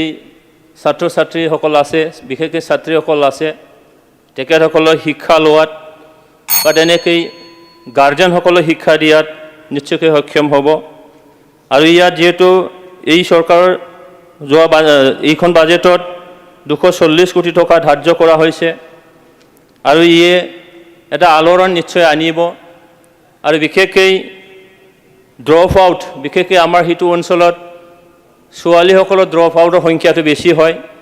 এই ড্ৰপ আউটৰ সংখ্যাটো নিশ্চয়কৈ কমাত নিশ্চয় সহায়ক হ'ব। আৰু এই বাজেটত আমি দেখিছোঁ যে কোৰকাপ্তানি বিভাগত 50,000 কিলোমিটাৰ ৰাস্তা নিৰ্মাণ কৰা অতিক্ৰম কৰিছে। আৰু এই বাজেটত আমি দেখিবলৈ পাইছোঁ প্ৰতিদিনে 12 কিলোমিটাৰকৈ ৰাস্তা নিৰ্মাণ কৰি থকা হৈছে। 12 কিলোমিটাৰকৈ ৰাস্তা নিৰ্মাণ কৰা হৈছে। আৰু অসমখন যদি আমি উন্নতি কৰিব লাগে বা উন্নত কৰিব লাগে, তেতিয়া সেই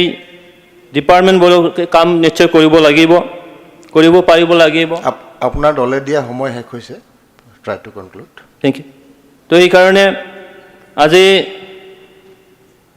এই চৰকাৰে যে অকল হিতাধিকাৰী সৃষ্টি কৰা এটা বাজেট আনিছে বুলি কৈছে, ই নিশ্চয়কৈ শুদ্ধ নহয়। কাৰণ হায়াৰ ছেকেণ্ডেৰীৰ পৰা যদি 10,000 টকা দিয়া হয়, ডিগ্ৰীৰ পৰা যদি 12,500কৈ দিয়া হয়, পোষ্ট গ্ৰেজুৱেট পঢ়া ছাত্ৰীসকলক যদি 15,000কৈ টকা দিয়া হয়, ই নিশ্চয় হিতাধিকাৰী সৃষ্টি কৰা নহয়। ই গোটেই অসমৰে আমাৰ বিশেষকৈ মহিলাসকলক বা ছাত্ৰীসকলক সন্মান জনোৱা এটা কাৰ্য হ'ব। তো এইকাৰণে মই মুখ্যমন্ত্ৰী ডক্টৰ হিমন্ত বিশ্ব শৰ্মাৰ নেতৃত্বাধীন চৰকাৰ আৰু এই আমাৰ বিত্তমন্ত্ৰী ডাঙৰীয়ানী মই মোৰ ফালৰ পৰা মই ধন্যবাদ জ্ঞাপন কৰি মোৰ বক্তব্য ইহঁতে সামৰিছোঁ। ধন্যবাদ। Thank you. মাননীয় সদস্য কমলাক্ষ দেৱ পুৰকাষ্ট। মাননীয় অধ্যক্ষ মহোদয়, মাননীয় মন্ত্রী অজন্তা নিয়োগ মহাশয়া 24-25 বাজেট গতকালকে উত্থাপন করলেন। অধ্যক্ষ মহোদয়, বিরোধী দল হিসাবে সমালোচনা করার জন্য নয়, যে সমালোচনা করার জন্য সমালোচনা করব। এই বাজেটে আসামের 3,30,00,000 মানুষ উপকৃত হবে কি হবে না। আর বাজেট মানে অধ্যক্ষ মহোদয় শুধু আয় ব্যয়ের হিসাব নয়, আমাদের আর্থসামাজিক উন্নয়ন, মানুষের অধিকার, অর্থাৎ একটা বাজেট একটা রাজ্যের রূপরেখা তৈরি করে যে এই রাজ্যটা কীভাবে চলবে। অধ্যক্ষ মহোদয়, আমি আমার বক্তব্য শুরু করছি তার আগে, ये लोकतंत्र है, राजतंत्र नहीं चाहिए। आलोचना का भी सम्मान होना चाहिए। जनता के मुद्दे की बात होना चाहिए, सिर्फ सत्ता का गुणगान नहीं। बुनियादी ज़रूरत पूरी होनी चाहिए। सवाल पूछे गैर कोई नागरिक, पाबंदी नहीं, उसका जवाब चाहिए। সেটাই অধ্যক্ষ মহোদয় গণতন্ত্র। অধ্যক্ষ মহোদয়, অনেকে এখানে বক্তব্য দিলেন। ব্যাপারটা হচ্ছে কি অধ্যক্ষ মহোদয়, আজকের দিনে বক্তব্য দিতেই তেমন একটা পরিবেশ সৃষ্টি করলেন এখানে যে গোপীনাথ বরদলৈ, মহেন্দ্র মোহন চৌধুরী, বিমলা প্রসাদ চারিয়া, শরৎ সিংহ, অর্থাৎ যখন গোপীনাথ বরদলৈর মাননীয় মুখ্যমন্ত্রী গোপীনাথ বরদলৈর হাতে যখন সে ক্ষমতা আসে, সেই সময় অধ্যক্ষ মহোদয় একটা ম্যাচ বানানোর ফ্যাক্টরি এই আসামে ছিল না। এই অবস্থায় দায়িত্ব দেওয়া হয়েছিল অধ্যক্ষ মহোদয়। আর তখনের অর্থনৈতিক অবস্থা যে কী অবস্থা ছিল সেটা আমাদের সবার জানা। সেই সময় অর্থনৈতিক অবস্থা এবং বর্তমানের কি অবস্থা, অধ্যক্ষ মহোদয় আপনারা যে অ্যাসেম্বলিতে বসে কথাবার্তা বলছেন, 2009-এ সেই অ্যাসেম্বলি তৈরি করা হয়েছে তরুণ গগৈ সরকারের দিন। সেটাই হচ্ছে কি বাস্তব সত্য। তাই অধ্যক্ষ মহোদয়, আজকের দিনে আমি দেখতে পারলাম একটা জিনিস যে এখানে অনেকেই বলছেন যে ইন্ডিভিজুয়াল বেনিফিটের কথা বলছেন, অরুণোদয়ের কথা বলছেন, যে ইন্ডিভিজুয়াল বেনিফিট স্কিম দেওয়া হয়েছে। আমি বলবো আপনারা আরও বেশি দিন। অরুণোদয় 1250 টাকা না, আপনারা 2000 টাকা দিন, আমাদের কোনো আপত্তি নেই। আপনারা মহিলাদেরকে টাকা দিন, আপনারা আরও ইন্ডিভিজুয়াল স্কিম আরও বেশি বেশি দিন। সেটার অর্থ সেটা হতে পারে না অধ্যক্ষ মহোদয়, Cachar paper mill, Nagaon paper mill বন্ধ হয়ে যাবে। সেটার অর্থ সেটা হতে পারে না যে আপনার ইন্ডাস্ট্রিয়াল ডেভেলপমেন্ট আপনারা বন্ধ করে দেবেন। আপনারা ইন্ডিভিজুয়াল বেনিফিট দিন, কিন্তু ইন্ডাস্ট্রিয়াল ডেভেলপমেন্টটা যাতে হয়, যাতে আমরা যাতে কাজ করে, যুবক যুবতীরা যাতে কাজ করে সেই 1200 টাকা, 1250 টাকা, 2000 টাকা সেটা যাতে ইনকাম করতে পারে, সেটাই হচ্ছে গিয়ে বাস্তব সত্য। কিন্তু আজকের দিনে সেই ইন্ডাস্ট্রিয়াল ডেভেলপমেন্টের জন্য আজকে কোনো কথা আজকে এই বাজেট দেখতে পারলাম না। হয়তো বা আপনারা বলবেন যে আমি সমালোচনা করছি, এই জন্য সমালোচনা করছি যে আপনারা ইন্ডাস্ট্রিয়াল ডেভেলপমেন্ট করুন, আপনাদের উদ্দেশ্য 5টা রাজ্যের মধ্যে একটা রাজ্য করবেন, সেই উদ্দেশ্যে যদি উপনীত হতে হয় যদি, তাহলে ইন্ডাস্ট্রিয়াল ডেভেলপমেন্টে চাই। অধ্যক্ষ মহোদয়, এখানে ঋণের কথা বলা হয়েছে, আপনারা বেশি বেশি করে ঋণ নিন, আমাদের কোনো আপত্তি নেই। বলতেন যে জিডিপির উপর ঋণ নেওয়া হয়, ঋণ নিন, বেশি করে ঋণ নিন, আমাদের কোনো আপত্তি নেই। কিন্তু সেন্ট্রাল গভর্নমেন্ট যেভাবে ঋণ মুকুব করেছে, আসাম সরকারের ঋণও যাতে সেইভাবে মুকুব হয় সেন্ট্রাল গভর্নমেন্ট থেকে, সেটাও আপনারা দেখে নেবেন। তাই ঋণ নিতে কোনো আপত্তি নেই, সেই ঋণটা যাতে মুকুব হয়, তাহলে ঋণ তো দিতে হবে। সেটা নয় যে আপনার ঋণ নিলাম আমাদের ঋণ দিতে হবে না, সেটা নয়। ঋণ যখন নিয়েছি ঋণ আমাদেরকে দিতে হবে। তো ঋণ যেহেতু দেব, সেহেতু আমরা যেহেতু আপনাদের ডাবল ইঞ্জিনের সরকার, আপনাদের যেহেতু ডাবল ইঞ্জিনের সরকার, আপনার কেন্দ্র সরকারকে বলুন সেই ঋণটাকে মুকুব করার জন্য। অধ্যক্ষ মহোদয়, অধ্যক্ষ মহোদয়, এখানে বলা হচ্ছে যে উপাধ্যক্ষ মহোদয় খেল মহারণ, সঙ্গীত মহারণের কথা বলা হয়েছে। অধ্যক্ষ মহোদয়, ভালো কথা, ভালো কথা। আপনারা খেল মহারণ, সঙ্গীত মহারণ, আপনারা আরও বড় বড় ইভেন্ট করছেন, ভালো কথা। আপনারা অনুষ্ঠান করুন, আমাদের কোনো আপত্তি নেই। আপনারা 100 কোটি টাকা 200 কোটি টাকা আপনারা খরচ করছেন, করুন। আসামের যুবক যুবতীদের জন্য করবেন, কোনো আপত্তি নেই অধ্যক্ষ মহোদয়। কিন্তু সেটাও লক্ষ্য রাখতে হবে, আজকে যেগুলো স্কুল আছে সেই স্কুলে কিন্তু মিউজিক টিচার নেই অধ্যক্ষ মহোদয়। অধ্যক্ষ মহোদয়, সকালে আমি খেয়ে এসেছি সকালে, রাত্রে গিয়ে আমাদের ঘরে খেতে হবে। খালি সঙ্গীত মহারণ করলাম, একদিন করলাম, দ্যাট মিনস কি আমাদের সঙ্গীত অনেকটা এগিয়ে গেল, সেটা হতে পারে না অধ্যক্ষ মহোদয়। আমরা যাতে এই স্কুলগুলোতে যাতে মিউজিক টিচার দিতে পারি, সেই ক্ষেত্রে যাতে আমাদের সরকার যাতে সেই চিন্তাধারা করেন। অধ্যক্ষ মহোদয়, খেল মহারণের কথা বলেছেন, খেল মহারণে একই কথা। আজকে পিটি টিচার, আজকে সেই টিচারগুলো নেই, সেই টিচারগুলো দিন। প্রত্যেকটা দিন যাতে খেল মহারণ হয়, প্রত্যেকটা দিন যাতে সঙ্গীত মহারণ হয়, প্রত্যেকটা দিন একটা যুবক যুবতীরা যাতে খেলাধুলায়, সঙ্গীত চর্চায় যাতে এগিয়ে যেতে পারে, তখনই আসামের উন্নতি হবে অধ্যক্ষ মহোদয়। অধ্যক্ষ মহোদয়, সবচেয়ে বড় ব্যাপার হচ্ছে গিয়ে আজকে এডুকেশন, শিক্ষার মাধ্যমে একটা সমাজ গঠনের। অধ্যক্ষ মহোদয়, আজকে আমাদের এই আসামের বর্তমান অবস্থা, বর্তমান ডেভেলপমেন্ট কতটুকু, সেটা নির্ভর করবে আমাদের এই অঞ্চলের মানুষ কতটুকু শিক্ষিত, অর্থাৎ শিক্ষার মাধ্যমেই একটা সমাজ গঠন হয়। অধ্যক্ষ মহোদয়, আমি একটা কথা বলতে যাচ্ছি অধ্যক্ষ মহোদয়, যে বিশেষ করে এই শিক্ষার যে বর্তমান পরিবেশ, সেই পরিবেশটা মোটেই ভালো নয় অধ্যক্ষ মহোদয়। আজকের দিনে দেখা যায়, যদি ভরত মহাশয় বলেছেন যে all India survey of hire education, সেই হাইয়ার এডুকেশনের অবস্থাটা, যদিও মুখ্যমন্ত্রী ওনার বক্তব্য বলে গিয়েছেন, হাইয়ার এডুকেশনে আমরা 28টা আমাদের স্টেট এবং 8টা ইউনিয়ন টেরিটরি নিয়ে 36টার মধ্যে বিহার হচ্ছে গিয়ে 16.9, আমরা হচ্ছে গিয়ে 17, অর্থাৎ আমরা 35 নম্বর, বিহার 36 নম্বর, এই হচ্ছে অবস্থা। কেরালা 46.6% হচ্ছে গিয়ে হাইয়ার এডুকেশন অবস্থা, বর্তমান পরিবেশ। অর্থাৎ আমাদের সেই এডুকেশনের একটা বাতাবরণ সৃষ্টি করতে হবে। অধ্যক্ষ মহোদয়, এনআইএসও থেকে ডিএলডি করা হয়েছিল, অনেক ট্যাক্স শিক্ষক দেওয়া হয়েছে, ভালো কথা। সেই এনআইএসও থেকে ডিএলডি যখন দেওয়া হলো অধ্যক্ষ মহোদয়, সেই এনআইএসওর সার্টিফিকেট দিয়ে অধ্যক্ষ মহোদয় অনেকে চাকরি করছেন অধ্যক্ষ মহোদয়। বর্তমানে যখন অ্যাডভাইজমেন্ট করা হলো, বলা হলো যে না, এনআইএসওর সার্টিফিকেট দিয়ে আপনারা অ্যাপ্লাই করতে পারবেন না অধ্যক্ষ মহোদয়। তাহলে আপনারা আপনাদের এমএইচআইডি ডিপার্টমেন্ট, আপনাদের এনসিআরটিতে সেই এনআইএসওকে কেন অ্যাপ্রুভ করা হলো, এবং অ্যাপ্রুভ যদি করা হলো, তাহলে যদি সেটা যদি এনআইএসও থেকে যদি সেই ডিগ্রি অর্জন করলো, কিছু মানুষ চাকরি করছে সেই এনআইএসও ডিগ্রি দিয়ে, আবার কিছু মানুষ চাকরি করতে পারছে না অধ্যক্ষ মহোদয়। সেই পরিবেশ যদি করা হয় যদি, তাহলে আমি মনে করি যে আসামের ডেভেলপমেন্ট, শুধু যদি আপনাদের যদি মনে থাকে যে না, আমি বাজেটের সাইজটা বড় হলো, আসামের ডেভেলপমেন্ট হয়ে গেল অধ্যক্ষ মহোদয়। বাজেটের সাইজ বড় হয়ে গেলে আসামের ডেভেলপমেন্ট হয় না অধ্যক্ষ মহোদয়। আসামের ডেভেলপমেন্ট হতে হয় যদি যেভাবে আয় ব্যয়ের হিসাব হবে সময়ারে, মানুষ তার যাতে অধিকার, মানুষ যাতে তার ন্যায্য পাওনা, মানুষ যাতে সেই শিক্ষার মাধ্যমে শিক্ষিত হয়, শিক্ষার মাধ্যমে সেই অধিকারটুকু যাতে পায়, সেদিকে আমাদের লক্ষ্য রাখতে হবে। অধ্যক্ষ মহোদয়, অধ্যক্ষ মহোদয়, আজকের দিনে অধ্যক্ষ মহোদয় আমার 8 মিনিট, অধ্যক্ষ মহোদয়, ওয়ার্নিং। আচ্ছা ওয়ার্নিং হবে, 1 মিনিট বলবো। অধ্যক্ষ মহোদয়, আজকের কোয়েশ্চনে আমি পেলাম যে বিশেষ করে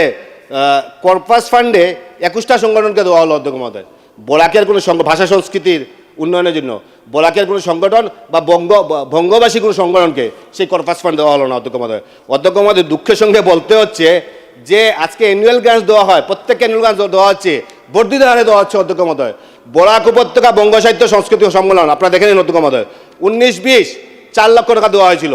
20-21 3 লক্ষ টাকা, 21-22 2 লক্ষ টাকা, 22-23 65,000। যদি এই অবস্থা হয় যদি অধ্যক্ষ মহোদয়, তাহলে আমি মনে করি যে বাস্তব সত্যে আপনার যে সবকা বিকাশ সবকা সাথ, সর্বে ভবন্তু সুখিনা, আপনার সুশাসন, এই কথাগুলো যদি বলে থাকেন যে সেই কথার বাস্তবায়িত হবে না। তাই সত্যিকারের অর্থে শেষ করে দেব, সত্যিকারের অর্থে যদি এই বাজেটকে যদি জলমুখী করতে হয় যদি, তাহলে ডেভেলপমেন্টের সাথে সাথে মানুষ যেগুলো প্রাপ্য আছে, মানুষের যে অধিকার যেগুলো আছে সেগুলো সুরক্ষিত করুন। নমস্কার, ধন্যবাদ, জয় হিন্দ। ধন্যবাদ। নেক্সট মাননীয় সদস্য দৰসিং ৰংহাং। অধ্যক্ষ মহোদয়, আপোনাৰ যোগেদি এই বছৰ কথা নাপাতিব, পাহাৰৰ পৰা কৈ আছে, ক'ব দিয়ক। 2025 যি বিত্ত বৰ্ষ, সন্মানীয় অজন্তা নিয়োগ বাইদেউৰ প্ৰচেষ্টাত আৰু অসমৰ chief minister doctor Himanta Biswa শৰ্মাৰ নেতৃত্বত যি বাজেট প্ৰস্তুত কৰিছে, ই এক জনমুখী বাজেট, আৰু মই ইয়াৰ ওপৰত সম্পূৰ্ণ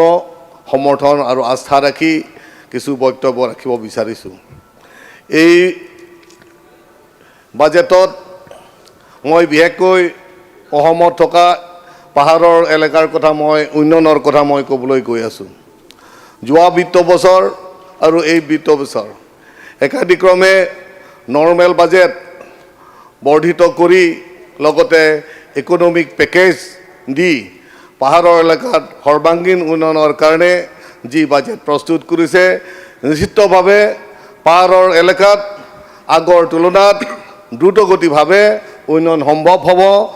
গতিকে মই পুনৰবাৰ আমাৰ বিত্ত মন্ত্ৰী মহোদয়ক মই পাহাৰৰ ৰাজ্যৰ হৈ মই ধন্যবাদ জ্ঞাপন কৰিছোঁ। আমি এই চৰকাৰৰ নেতৃত্বত ডক্টৰ হিমন্ত বিশ্ব শৰ্মাৰ চিফ মিনিষ্টাৰৰ নেতৃত্বত কাৰ্বি আংলঙত আমি MOU MOS 2021 MOSৰ যোগেদি আমি শান্তি স্থাপন কৰিব পাৰিছোঁ। কাৰ্বি আংলঙত এতিয়া শান্তি হৈ উঠিছে, কাৰ্বি আংলঙত এতিয়া দ্ৰুতগতিভাৱে উন্নয়ন হৈছে। গতিকে আপোনালোকে নিশ্চিতভাৱে গম পাইছে যে বহুতে কাৰ্বি আংলঙত, ৱেষ্ট কাৰ্বি আংলং, ডিমা হাছাও আপোনালোকে ভ্ৰমণ কৰিছে, আগৰ তুলনাত এতিয়া বহুতো উন্নয়নমূলক কাম কাজ হৈ উঠিছে। গতিকে আজি মই এই পবিত্ৰ সদনত এই MOUৰ চুক্তিৰ যোগেদি আমি কাৰ্বি আংলঙত বহুতো ইনফ্ৰাষ্ট্ৰাকচাৰ পাবলৈ সক্ষম হৈছে। বিশেষভাৱে আমি ইনফ্ৰাষ্ট্ৰাকচাৰ হিচাপে ভেটেৰিনেৰী কলেজ আমি পাবলৈ সক্ষম হৈছে, এগ্ৰিকালচাৰ কলেজ আমি পাবলৈ সক্ষম হৈছে, আৰু ফৰেষ্ট কলেজ আমি পাবলৈ সক্ষম হৈছে, আৰু ডিগ্ৰী কলেজ পুনৰ ৱেষ্ট কাৰ্বি আংলঙত দিয়াৰ কাৰণে আমি সংস্থাপন কৰাৰ কাৰণে আমি এই চৰকাৰৰ পৰা আমি এই সুযোগ সুবিধাবিলাক পাইছোঁ। আৰু লগতে আমি বহুতো আছাম মালাৰ যোগেদিয়ে হওক বা SOPD MLA সকলৰ যোগেদিয়ে হওক, ৰাস্তা পদূলি আগৰ তুলনাত আমি বহুতখিনি উন্নয়নমূলক কাম কাজ কৰিব পাৰিছোঁ। আমি সকলো সময়ত মই সকলো মেল মিটিঙত কৈ থাকোঁ, আগত কাৰ্বি আংলঙৰ পৰা যিসকল MLA এই সদনত প্ৰতিনিধিত্ব কৰে, তেওঁলোকে কনষ্টিটুৱেঞ্চি MLA কনষ্টিটুৱেঞ্চি ডেভেলপমেণ্টৰ বাহিৰত কোনো এটা আঁচনি উন্নয়নমূলক কাম কাজ কৰাৰ কাৰণে সুযোগ সুবিধা নাপায়। কিন্তু এই বিজেপি চৰকাৰৰ সময়ত কাৰ্বি আংলঙৰ পৰা যিসকল MLA প্ৰতিনিধিত্ব কৰিছে, সমস্ত 126টা MEC MLA সমষ্টিৰ MLA সকলৰ লগত Karbi Anglong autonomous council EM সকলৰ লগত আমি একেকাৰ কৰি উন্নয়নমূলক কাম কাজ কৰিবলৈ কাৰণে সক্ষম হৈছোঁ গতিকে মই এই পবিত্ৰ সদনত আমি আহিবলগীয়া দিনত আমি দ্ৰুতগতিভাৱে পাহাৰৰ এলেকাত কাৰ্বি আংলং ৱেষ্ট কাৰ্বি আংলং আৰু ডিমা হাছাওত আমি উন্নয়ন আমি সম্ভৱ কৰিব পাৰিম মই এই পবিত্ৰ সদনত এই বাজেটত কাৰ্বি আংলং বিশেষকৈ তাৰালাংছৰ কথা উল্লেখ কৰি কাৰ্বি আংলঙৰ কাৰ্বিসকলৰ ভাষা সংস্কৃতি সাজপাৰ ইত্যাদি বিশ্ব দৰবাৰত যাতে সংৰক্ষিত হ'বলৈ কাৰণে যাতে যিখিনি আহিবলগীয়া দিনত আমি কৰণীয় আছে সেই কৰণীয়খিনি সম্পূৰ্ণ কৰিবলৈ কাৰণে আমি বিশ্ব দৰবাৰত আমি লৈ যোৱাৰ কাৰণে অসম চৰকাৰৰ ফালৰ পৰা যিখিনি আমালোকক সহায় সহযোগিতা আগবঢ়াইছে আৰু বাজেটত যে 3 কোটি টকা ধাৰ্য কৰি আমাৰ তাৰালাংছৰ কাৰ্বিসকলৰ ভাষা সংস্কৃতি সাজপাৰ ইত্যাদি উন্নয়নৰ কাৰণে যি আমাক সহায় সহযোগিতা দিছে মই ধন্যবাদ জ্ঞাপন কৰিছোঁ কাৰ্বি আংলং ৰাইজক আৰু এইখিনিত মই এটা কথা ক'ব লাগিব যে যোৱা বিত্ত বছৰৰ পৰা বা কাৰ্বি আংলং অটোনমাছ কাউন্সিলক নিজস্ব হিচাপে নৰ্মেল বাজেটৰ টকা খৰচ কৰাৰ কাৰণে যি ইণ্ডিপেণ্ডেণ্ট যি স্বায়ত্ত সাহিত্য দিছে যি অটনমি যিটো দিছে ধন্যবাদ জ্ঞাপন কৰিব লাগিব আৰু এইটো আমি বিনা আন্দোলনত আমি পাবলৈ সক্ষম হৈছে আৰু মই এই পবিত্ৰ সদনত কাৰ্বি আংলং ৰাইজ হৈ ধন্যবাদ জ্ঞাপন কৰিব লাগিব এই ডক্টৰ হিমন্ত বিশ্ব শৰ্মা আমাৰ CM ছাৰক যে এছেম্বলি অসমৰ ভিত্তিত যি এছেম্বলি আসন ডিমিলিশ্যনৰ সময়ছোৱাত কাৰ্বি আংলঙৰ কাৰণে আমি MLA এটা ST সংৰক্ষিত চিট আমি পাবলৈ সক্ষম হৈছে এইটো চিট আমি বিনা আন্দোলনত আমি পাবলৈ সক্ষম হৈছে গতিকে মই আশাবাদী আহিবলগীয়া দিনত বহুতো ৰাজনৈতিক সমস্যা আছে কাৰ্বি আংলঙত কাৰ্বি আংলঙৰ ৰাজনৈতিক সমস্যা হিচাপে যিসকল অসমৰ যি সকলো অসমৰ ৰাইজৰ যি প্ৰাপ্য আৰু সাংবাদিকৰ যি প্ৰাপ্য আমি আশা কৰিছোঁ ডক্টৰ হিমন্ত বিশ্ব শৰ্মাৰ নেতৃত্বত আৰু BJP চৰকাৰৰ নেতৃত্বত আমি দীৰ্ঘদিনীয়া যি কাৰ্বি আংলঙৰ ৰাইজ ডিমা হাছাওৰ ৰাইজ যি ডিমাণ্ড যি প্ৰাপ্য ভাৰতৰ সংবিধানত লিপিবদ্ধ হৈ থকা 244 ধাৰা আমি বিনা আন্দোলনত আমি শান্তিভাৱে আমি সেইখিনিও ৰূপায়ণৰ কাৰণে আমি সক্ষম হ'ম বুলি মই আশা কৰিছোঁ তাৰোপৰি মই সদনৰ অনুমতি সাপেক্ষে তেওঁৰ আৰু 2-3 মিনিটমান আছে বক্তব্যটো শেষ কৰিবলৈ কাৰণে গতিকে মই আশাবাদী আৰু কাৰ্বি আংলং ৰাইজক মই এই পবিত্ৰ সদনৰ পৰা মই আহ্বান কৰিব বিচাৰিছোঁ আমি যি ধৰণে অসম চৰকাৰৰ পৰা কাৰ্বি আংলং ৰাইজৰ কাৰণে নিজস্ব বাজেট প্ৰস্তুত কৰিবলৈ আৰু MLA এটা চিট ST সংৰক্ষিত যিটো চিট আমি পাবলৈ সক্ষম হৈছে ই আমি ভাবিব লাগিব নিশ্চিতভাৱে ই আমাক যথেষ্ট মৰম কৰিছে উন্নয়ন হ'বলৈ কাৰণে আমাক সা সুবিধা দিছে সুযোগ দিছে গতিকে নিশ্চিতভাৱে আমাৰ চৰকাৰে আমাৰ CM ছাৰে এই পবিত্ৰ সদনে নিশ্চিতভাৱে 244 ধাৰা ৰূপায়ণৰ ক্ষেত্ৰতো তেওঁলোকে সহায় সহযোগিতা আগবঢ়াব আৰু আমি অপেক্ষা কৰিব লাগিব আমি শান্তিভাৱে আমি আমালোকৰ ৰাজনৈতিক কাম কাজ আমি আগবঢ়াই লৈ যাব লাগিব গতিকে মই আৰু বিশেষ বক্তব্য ৰাখিবলৈ নাই যে এই বিত্ত বছৰ আৰু যোৱা বিত্ত বছৰ একাধিক্ৰমে নৰ্মেল বাজেটত বৰ্ধিত কৰি আহি লগতে ইকনমিক পেকেজ দি পাহাৰৰ এলেকাত উন্নয়নৰ কাৰণে যি পদক্ষেপ লৈছে মই পুনৰবাৰ বিত্তমন্ত্ৰীক আৰু ডক্টৰ হিমন্ত বিশ্ব শৰ্মাক তেওঁলোকক দুয়োজনকো মই মোৰ অন্তৰৰ পৰা ধন্যবাদ জ্ঞাপন কৰিছোঁ আৰু কাৰ্বি আংলং ৰাইজ হৈ মই ধন্যবাদ জ্ঞাপন কৰি মই মোৰ এই বাজেট সমৰ্থনত মই পুনৰবাৰ সমৰ্থন জনাই মই মোৰ বক্তব্য সামৰিছোঁ। Thank you. The House adjourned till 9:30 a.m. on 14 February 2024.